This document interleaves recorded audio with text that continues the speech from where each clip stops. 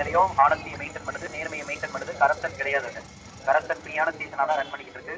இந்த மாதிரி சந்து கடை போட்டிருக்கிறோம், இங்க வந்து இது போட்டிருக்கிறோம், வெடிக்கடை போட்டிருக்கிறோம், இது போட்டிருக்கோம். எந்த இல்லீகலுக்கும் வேலை கிடையாது, எந்த சந்து கடைக்கும் வேலை கிடையாது, சட்டவிரோத செயலுக்கு எதுக்குமே குளித்தலை காவல் நிலையத்துல வேலை கிடையாது. அதை தெல்ல தெளிவா நான் வந்தவனே சொல்லிட்டேன்.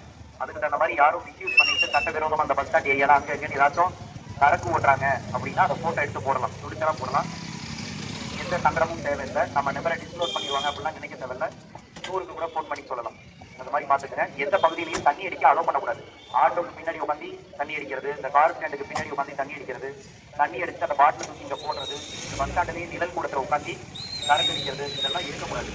இப்போ நம்மளை பார்த்து இந்த வருங்காலங்கள் வந்து வளரணும், குழந்தைங்க வளரணும். நான் நிறைய இடத்துல சொல்லக்கூடியது, நிறைய இடத்துல ரிப்பீட்டடாக சொல்லக்கூடியது, பேரண்ட்ஸை பொறுத்து குழந்தைங்க வளரும். பேரண்ட்ஸ் வந்து தண்ணி எடுத்துட்டு ஒற்றுமை இல்லாமல் அப்பாவும் அம்மாவும் பிரச்சனை பண்ணிக்கிட்டு இருந்தாங்கன்னா குழந்தைங்க ரொம்ப நிராயுத பணியாக நின்று வளரும். அதுங்களுக்கு பாதுகாப்பு இல்லாத சூழ்நிலை வரும். அதுங்களோட வருங்காலம் அழிவை நோக்கி போகும். அதனால இருக்கவங்க எல்லாருமே மது போதைக்கு இதுக்கெல்லாம் அடிமையாகாம பார்த்துக்கணும்.